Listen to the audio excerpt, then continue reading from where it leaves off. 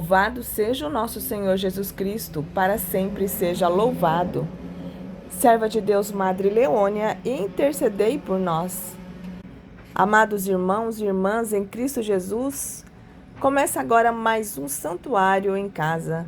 Sejam bem-vindos.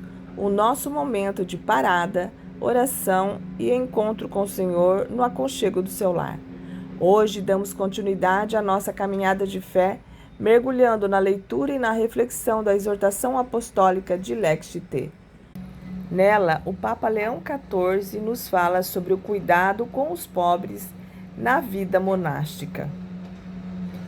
Por isso, convido você, onde quer que esteja agora, a preparar o seu ambiente e o seu interior, que possamos participar deste momento de coração e mente abertos, deixando que a palavra e o ensinamento do Papa toquem as nossas realidades e renovem nossas esperanças.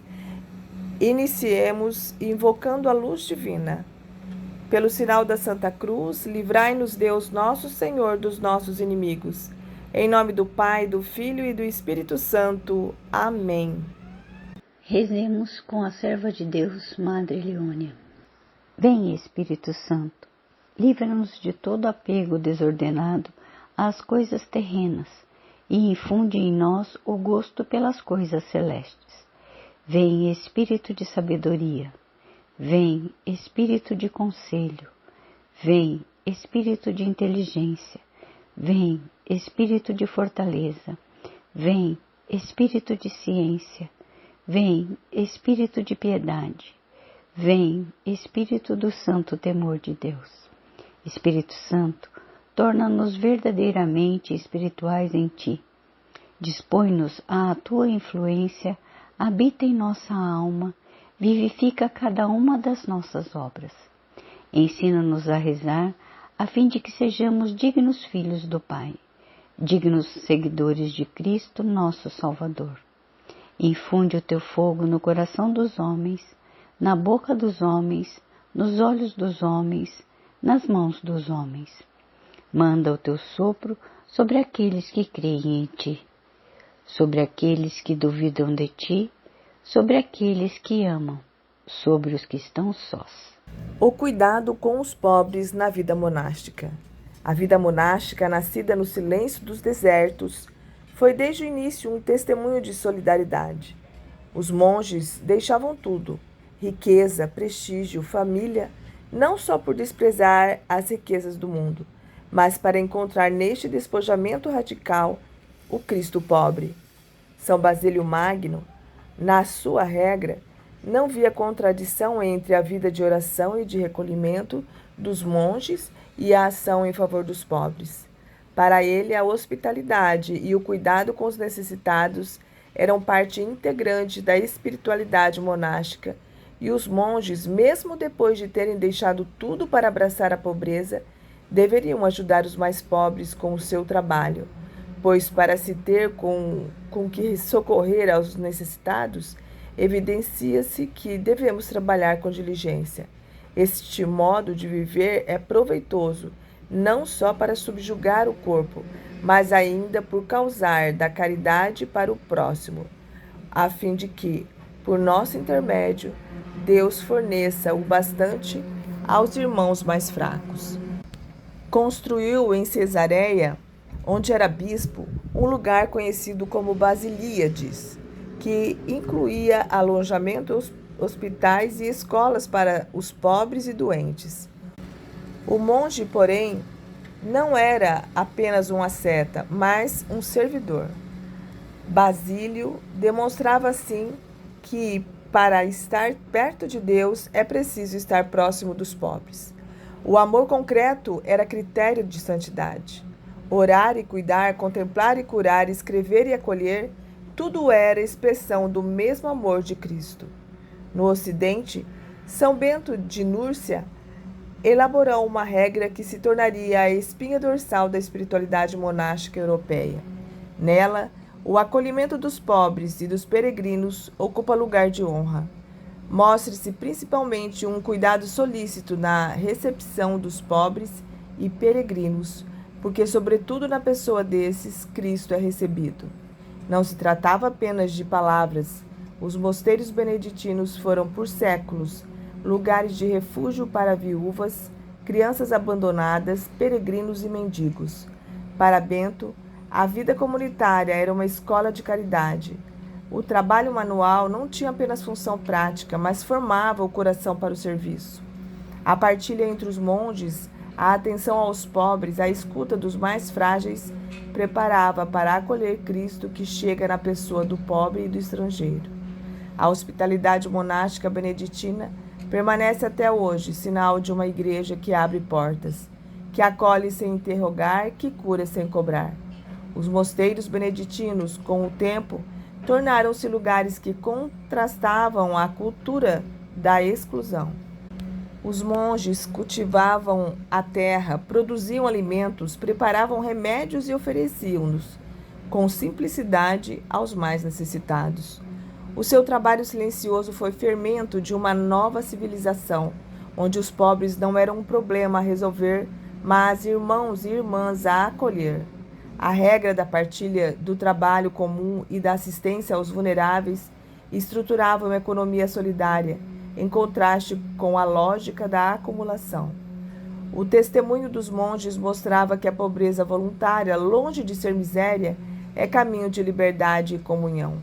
Eles não apenas ajudavam os pobres, tornavam-se próximos deles, irmãos no mesmo Senhor. Nas celas e nos claustros, formavam-se uma mística da presença de Deus nos pequenos.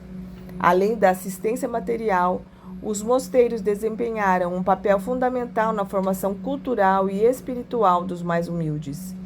Em tempos de peste, guerra e fome, eram lugares onde o necessitado encontrava pão e remédio, mas também dignidade e palavra. Os aprendizes recebiam formação e os camponeses eram instruídos em técnicas de agricultura e leitura.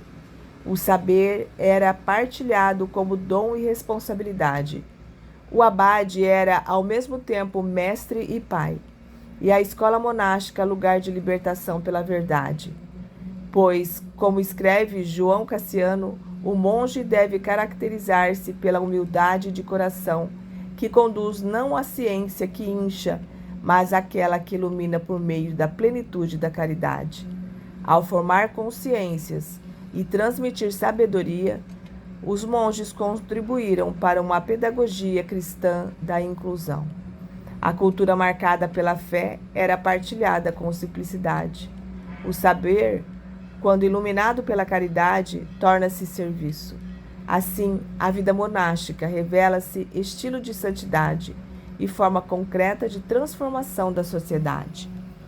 A tradição monástica ensina, portanto, que oração e caridade, silêncio e serviço, celas e hospitais formam um único tecido espiritual. O mosteiro é lugar de escuta e de ação, de adoração e de partilha.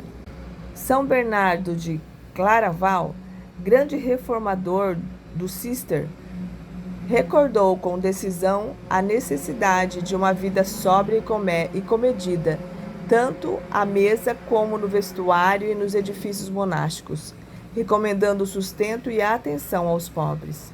Para ele, a compaixão não era uma escolha acessória, mas a estrada real do seguimento de Cristo.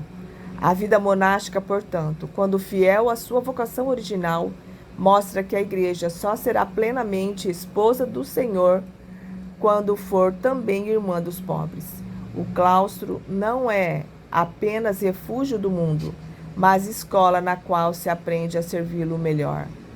Onde os monges abriram as suas portas aos pobres, a Igreja revelou com humildade e firmeza que a contemplação não exclui a misericórdia, mas exige-a como seu fruto mais puro.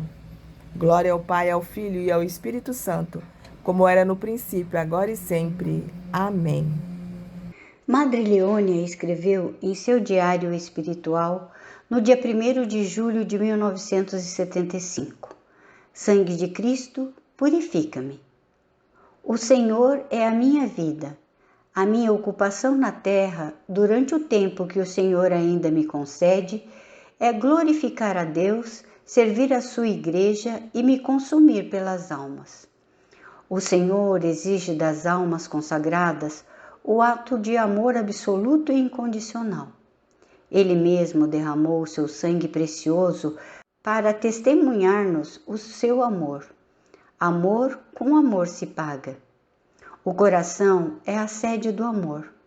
O Senhor nos deu o coração e a vontade para amá-lo ardentemente, apaixonadamente, perdidamente. Deus quer ser amado como Ele nos ama, sem reservas e sem rivais. O nosso único atrativo nesta terra deve ser o amor de Deus. O homem é tal qual é seu amor. Somos feitos à imagem de Deus. O filho deve refletir as características do seu pai que está nos céus, Deus.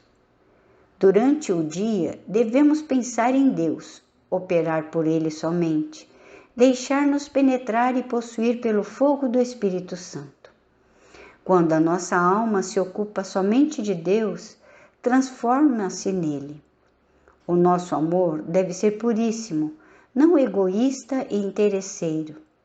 Amar as criaturas em Deus, porque os homens são um raio do seu amor. Espiritualizar também as ações, mesmo as quais pequenas e insignificantes. Tudo é rico de valor quando há amor. Não devemos nos retrair diante dos obstáculos, e sim aceitar tudo com fortaleza, mesmo o martírio por amor daquele que doou-se a si mesmo para redimir-nos e salvar-nos. Deus somente me basta. Leônia. Amados irmãos e irmãs, chegamos ao fim de mais um encontro do nosso programa O Santuário em Casa. Hoje mergulhamos mais uma vez na riqueza da exortação apostólica de Lecce T do Papa Leão XIV, que as reflexões continuem a ressoar em nossa vida ao longo de toda essa semana. Mas não paremos por aqui. Na próxima semana continuaremos nossa leitura e reflexão. Por isso faço um convite especial. Se você ainda não é inscrito, inscreva-se no canal. Curta este vídeo e ative o sininho das notificações. Assim, o YouTube avisa você assim que estivermos no ar. E você ajuda essa mensagem de fé a chegar a mais corações. Para encerrar o nosso momento, peçamos a proteção divina. O Senhor esteja conosco, Ele está no meio de nós. Por intercessão da serva de Deus, Madre Leônia Milito, a apóstola da bondade e da alegria, desça sobre você, sua família e sua casa a bênção de Deus Pai Todo-Poderoso, Pai, Filho e Espírito Santo. Amém. Fiquem em paz e até a próxima semana, com a graça de Deus. Um certo dia, à beira-mar, apareceu um jovem galileu. Ninguém podia imaginar que alguém pudesse amar do jeito que ele amava. Seu jeito simples de conversar tocava o coração de quem o escutava. E o seu nome era Jesus de Nazaré. Sua fama se espalhou e todos vinham ver o fenômeno do jovem pregador que tinha tanto amor. Naquelas praias, naquele mar, naquele rio, em casa de Zaqueu, naquela estrada, naquele sol, e o povo a escutar histórias tão bonitas. Seu jeito amigo de se expressar enchia o coração de paz tão infinita. E o seu nome era Jesus de Nazaré. Sua fama se espalhou e todos vinham ver o fenômeno do jovem pregador que tinha tanto amor.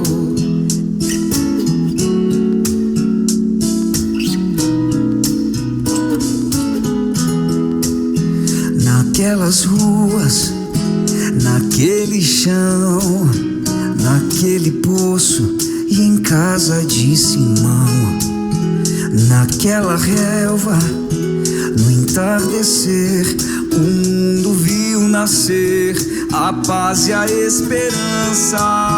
Seu jeito puro de perdoar fazia o coração voltar a ser criança. E o seu nome era Jesus de Nazaré. Sua fama se espalhou e todos vinham ver o fenômeno do jovem pregador que tinha tanto amor.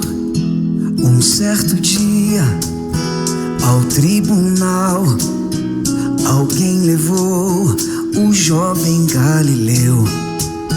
Ninguém sabia qual foi o mal e o crime que ele fez, quais foram seus pecados. Seu jeito honesto de denunciar mexeu na posição de alguns privilegiados e mataram a Jesus de Nazaré. E no meio de ladrões puseram sua cruz. Mas o mundo ainda tem medo de Jesus, que tinha tanto amor.